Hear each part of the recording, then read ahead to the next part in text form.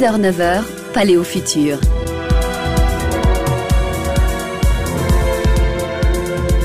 Antoine Drou, Laurent Haug. Laurent Haug, bonjour. Bonjour. Laurent Haug, vous êtes entrepreneur, investisseur en technologie numérique. Pendant tout l'été, on plonge avec vous dans le passé pour mieux comprendre notre société actuelle, pour mieux appréhender la manière dont tout est aujourd'hui bousculé. Il y a une inquiétude qui revient tout le temps quand on pense aux algorithmes, à l'intelligence artificielle, aux machines, à la robotique, c'est la disparition du travail. Ça fait longtemps qu'on réfléchit à l'impact de l'automatisation sur le marché du travail. Et bizarrement, on n'en a pas toujours eu peur, comme aujourd'hui. Dans les années 60, on se réjouissait presque de cette idée d'être perpétuellement en vacances. Oui. Un certain Jean-Jacques Servan-Schreiber, en 1967, dans son livre Le défi américain, prédisait que dans 30 ans, c'est-à-dire en 1997, on travaillerait en moyenne 147 jours par an. Et aux États-Unis, on pensait même, certains annonçaient une semaine de travail tombée à 30 heures. Oui, on en est loin. On en est loin. Et puis aujourd'hui, on s'inquiète. Alors, on a l'université d'Oxford qui nous prévoit 47% d'emplois qui seront amenés à disparaître dans, je cite, les décennies à venir. On ne sait pas trop quand. Et puis, le Gartner qui nous prévoit 33% de jobs remplacés par les robots d'ici 2025. Alors qu'on ait peur de perdre son emploi ou qu'on se réjouisse d'être perpétuellement en vacances, il y a toujours cette même idée. Avec les machines, nous n'aurons plus de travail. Clairement, l'automatisation n'a rien de nouveau. Pourtant, on continue à avoir du travail. Pourquoi est-ce que ces prédictions de remplacement des humains par les machines ne se matérialisent pas ? Parce qu'au fond, la technologie détruit des métiers, pas des emplois.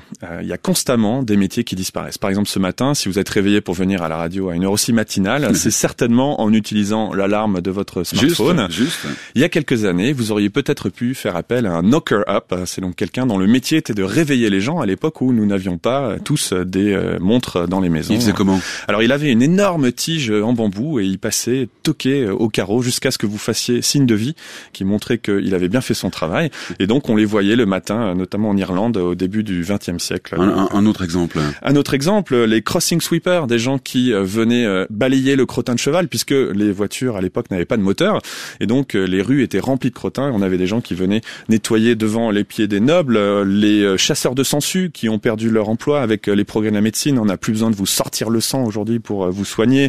Les compositeurs d'imprimerie qui alignaient les lettres, qui ont été sauvagement mis au chômage par Word et par Photoshop. Donc, ce que je comprends, c'est qu'il y a certes des métiers qui disparaissent et puis forcément, logiquement, il y en a d'autres qui apparaissent. Voilà, ce qui est beaucoup plus dur, c'est de se représenter quels métiers vont apparaître. Aujourd'hui, quand on pense aux robots, on se dit bon, ça va. Il y aura certainement du boulot pour quelques ingénieurs très très bien payés. Par contre, pour la masse, ça sera remplacé par des machines.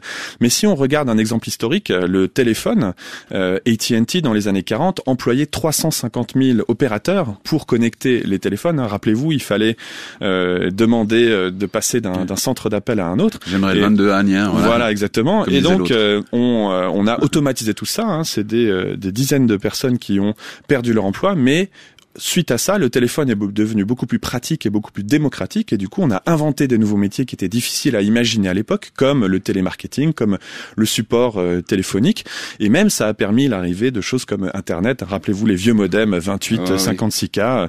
Et donc, en fait, on a des métiers qui disparaissent et d'autres qui apparaissent. Tout ça, c'est très, vous le disiez, mais je le souligne, c'était très difficile à prévoir tout ça.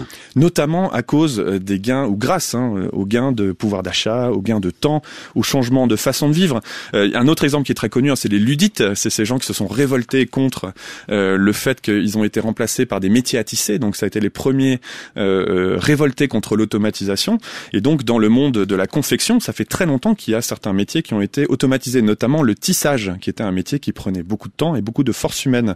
Au 19e siècle, on a automatiser ce métier et c'est 98% de la main-d'œuvre qui a été éliminée, mais ça a eu un autre effet, c'est que du coup, le tissu est devenu un objet de tous les jours qui a été beaucoup plus facile à consommer et en fait, les consommateurs ont commencé à acheter beaucoup plus d'habits.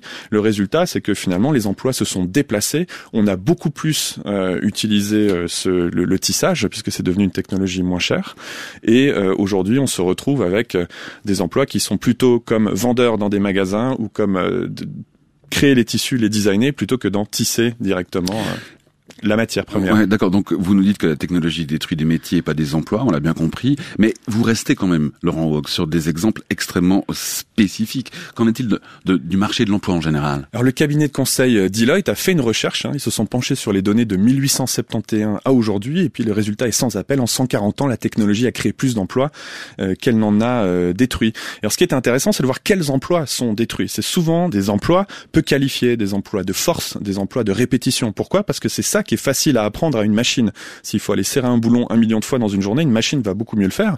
Et on peut d'ailleurs se demander si ça n'est pas une bonne chose que certains de ces métiers qui peut-être n'auraient jamais même dû être faits par les humains sont remplacés par les machines. Pour des questions de santé, vous voulez dire? Pour des questions de santé, exactement. Ouais. Si vous regardez les temps modernes de Charlie Chaplin, on voit bien le côté abrutissant et le côté destructeur sur la santé de certains métiers de répétition fordistes de l'époque.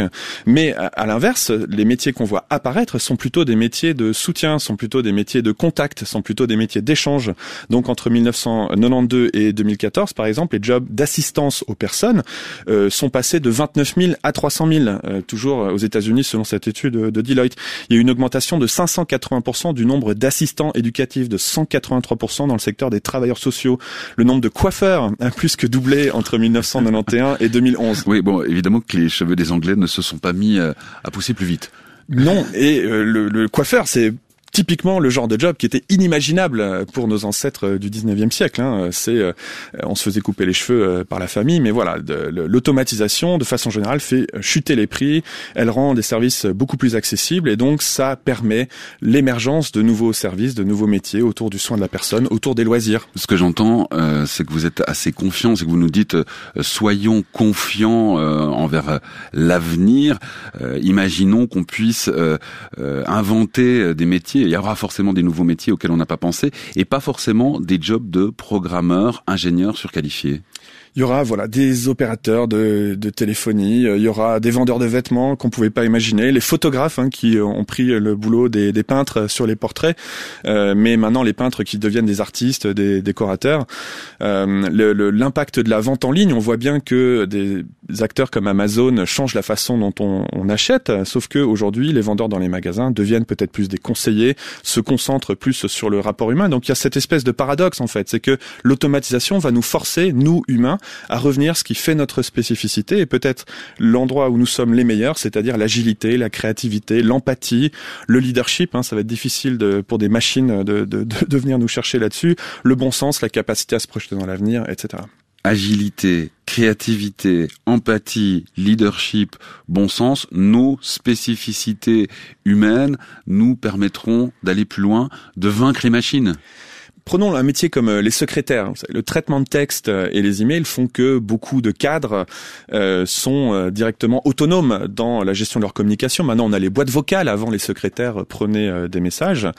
C'est pourtant un métier qui ne disparaît pas aussi radicalement qu'on aurait pu le penser. Le nombre de secrétaires a été divisé par 2 entre 1994 et 2014 quand même.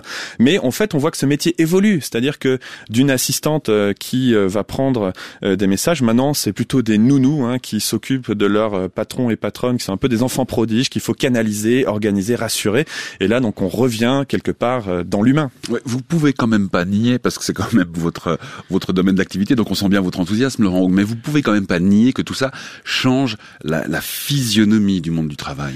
Ça le change, bien évidemment. La question, c'est peut-être que ça le change en bien. Donc en perdant ces métiers qui sont très pénibles physiquement, ça c'est potentiellement une bonne chose. Et il y a une idée plus intrigante. Moi qui ai 3 filles, ça m'intéresse beaucoup cette idée, c'est de dire si potentiellement les machines vont prendre les jobs de répétition et de force, ne vont-elles pas surtout attaquer les métiers des hommes et quelque part valoriser beaucoup plus dans le monde du travail les capacités des femmes? Va-t-on vers une société dominée par les femmes? Moi je pense qu'il en serait grand temps, ça serait très intéressant. Et d'ailleurs les femmes font leur arrivée dans des domaines dans lesquels on les attend pas forcément, par exemple les armées.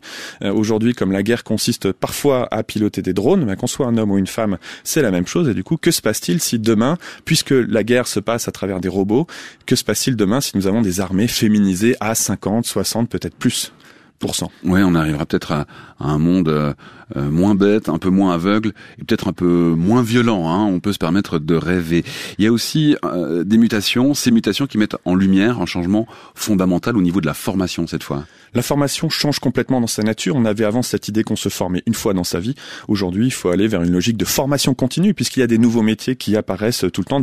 Ce qui est intéressant aussi, c'est la perception de tout un chacun. Alors, si vous demandez, comme l'a fait le Pew Center aux Américains, s'ils pensent que les métiers vont être remplacés par des machines, 2/3 pensent que oui, ça va être le cas, mais quand vous leur demandez si ça sera leur métier qui sera remplacé, 80% disent que non. Le leur ne sera pas affecté.